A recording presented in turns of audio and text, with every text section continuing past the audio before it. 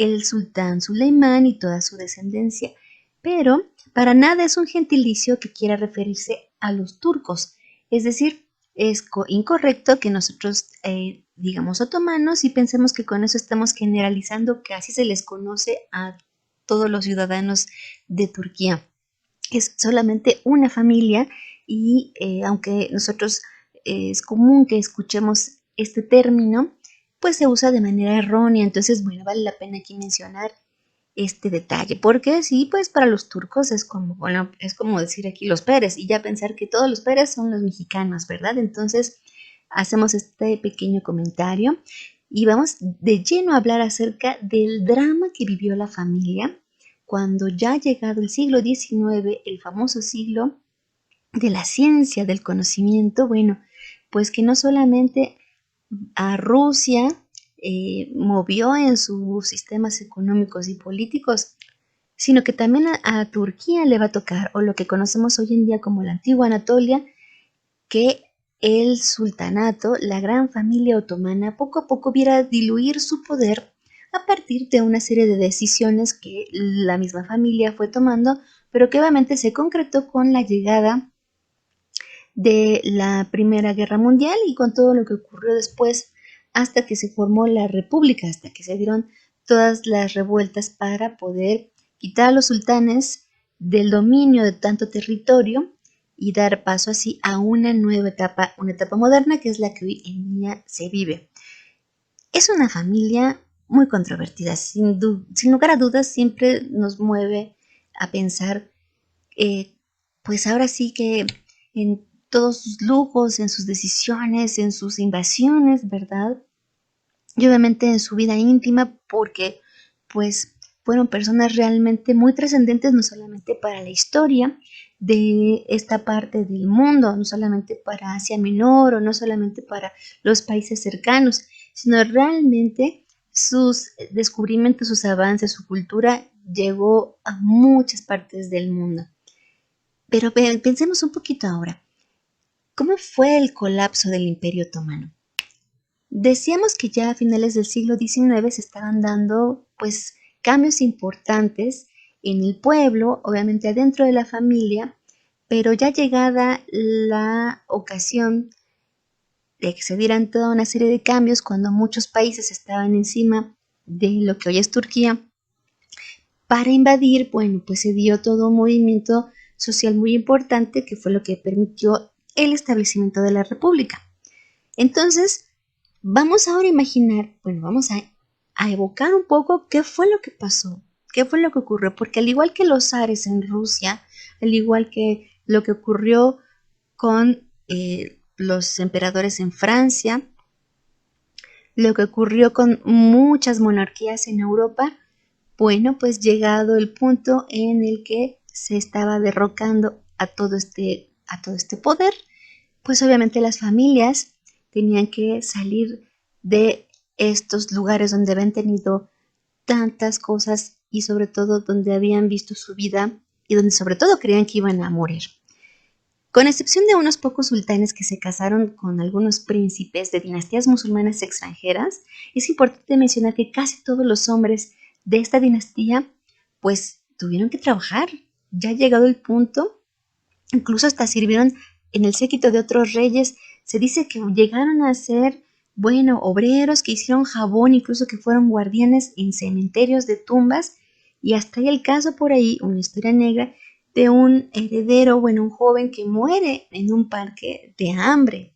Estamos hablando que esto es parte de lo que se supone que se da después de que salen ellos de Turquía. Pero vamos a imaginarnos, quiero invitarlos amigos a que se imaginen que estamos en una estación de trenes. Estamos hablando de un tren en la estación de Sirkeci. Imagínense que están casi dando las 15 minutos para las 9 de la noche. Estamos hablando de un 5 de marzo de 1924 y al mismo tiempo un barco que estaba anclado en el muelle justo detrás de la estación tenía también a un barco muy grande, a un ferry muy famoso llamado Julio César. El tren que estaba del otro lado se llamaba Simplon Express que tenía como fin llegar a Suiza. Y al mismo tiempo que el ferry y el tren estaban por salir, un capitán trazó una ruta hacia Beirut. Y entonces ya llegando a las 9 el tren hizo sonar su silbato y el vapor se detuvo.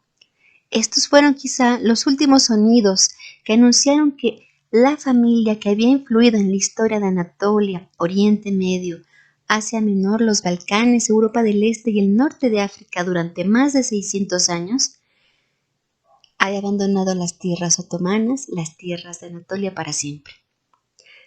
Decíamos que la dinastía otomana, bueno, a partir de lo que decidió la Gran Asamblea Nacional de Turquía, en conformidad el 3 de marzo de 1924, cuando se dio aprobada la ley número 431, bueno, pues se promulgó que tenía que salir esta dinastía de las fronteras de Turquía. No se les iba a permitir el regreso, incluso solamente cuando ya estaba el tren y el barco en marcha fue que se les entregó un pasaporte por el cual les cobraron 2.000 liras, se liquidaron sus bienes y se les dijo que no podían entrar a Turquía. Estaba prohibido incluso el tránsito por el territorio cercano. Se dio prioridad en la deportación al califa Abdülmecid Efendi, en ese momento el jefe de la familia otomana. Él nada más estuvo 2 años en el sultanato como líder, y a su hija, Durrushev, quien salió una noche anterior junto con su hijo, el príncipe heredero Omar Faruk Efendi, y un séquito importante de mujeres. Justo ellos salieron el 4 de marzo para ser enviados hacia Suiza. Al día siguiente se les obligó a salir y se les dio apenas 24 horas para que pudieran zarpar y tomar el tren todos los descendientes de los gobernantes otomanos. Y fue así que con el Simplon Express y el Julio César se llevó al exilio a los príncipes imperiales que soñaban incluso seguramente algún día reclamar el trono otomano. El exilio de la dinastía más o menos se tomó 10 días. A los sultanes se les dio ese tiempo para poder salir del país, obviamente también a sus hijos, a los príncipes, nietas, a todos los que estaban cercanos a él para poder salir. Al acercarse el final del mes de marzo, aparentemente ya no había ningún miembro de la dinastía otomana en Turquía, así que la ley que determinó pues que ellos debían exiliarse, ser exiliados, se aplicó en su totalidad. Y es así que en marzo de 1924, 36 hombres del Imperio Otomano, junto con 48 mujeres y 60 niños, es decir, más o menos entre 140 y 144 personas, salieron definitivamente de Turquía. A esto vale la pena agregar que decimos más o menos porque una de las hijas del sultán Murad V, Fatma Sultán, pues estaba ella enferma, le tocó que en el momento de esta deportación ella tenía sarampión y pues el gobierno le permitió que estuviera adentro de lo que se conoce como la mansión palacio en Ortaköy, y pues debido a que era muy grave su situación se le permitió curarse ahí, permanecer hasta que ya estuviera a salvo, lo cual pasó 3 semanas después y ya junto con sus 3 hijos se completaría el exilio de toda la familia del Imperio Otomano, toda la familia Osmanli. El exilio, fíjense, duró 28 años para las mujeres y 50 para los hombres. A las mujeres en 1952 el gobierno de Adnan Menderes les dio el permiso de volver por una ley de derechos que se emitió el 16 de marzo de ese año, y esto les regresó también su ciudadanía como turcas.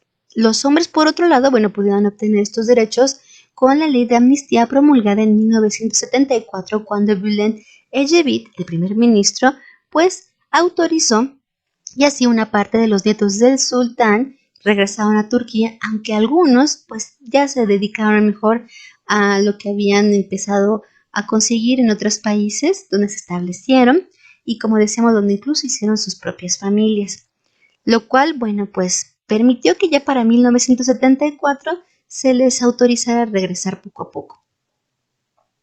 Lo que dicen los estudiosos del tema es que los años de exilio de los otomanos realmente fueron una tragedia. Es decir, aquí sí todo lo que vimos en la serie de ostentaciones y logros y éxitos y batallas, bueno, pues todo lo contrario.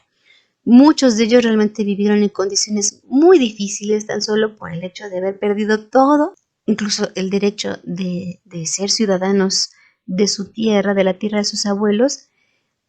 Decíamos salvo los que pudieron acomodarse con algunas familias pues muy importantes, sobre todo de dinastías musulmanas. La verdad es que lo que se menciona es que todos los hombres aprendieron a ganarse la vida trabajando como cualquier persona pues en la actualidad, como hemos visto en el video que pusimos anteriormente, bueno, pues hay muchos registros importantes acerca de las descendientes, de las mujeres de las descendientas de la sultana Hurrem, que tienen, por supuesto, pues todo este conflicto de ser parte de una familia que, pues, trae muchas emociones por un lado, habla de un pasado que fue muy glorioso para los turcos, pero también al mismo tiempo un pasado muy oscuro. Es importante decir que nosotros con las series vemos pues toda esa riqueza y ese poder, pero realmente Turquía trata poco a poco de dejar de lado esa historia para pasar a una modernidad y sobre todo pues porque tiene mucho fondo atrás esta historia. Nosotros no la alcanzamos a comprender, pero bueno, se entiende que obviamente cuando hay una monarquía, cuando hay un sultán, cuando hay una persona con tanto poder, cuando hay un absolutismo como tal, pues sí, hay mucha desigualdad en el pueblo, hay muchas carencias. Entonces, esto es lo que ya no se quiere repetir. Finalmente, amigos, pues como vemos, así como ha pasado con algunas historias de otros reyes, los sultanes otomanos tuvieron un final poco feliz. Hoy pueden estar otra vez en la tierra del sultán Suleimán, pero nada más pueden ver de lejos lo que es el palacio de Topkapi y sus riquezas, así como nosotros. Qué interesante, ¿no, amigos? Pues nuevamente les agradecemos mucho que estén viendo este video. Ojalá les guste, ojalá puedan compartirlo.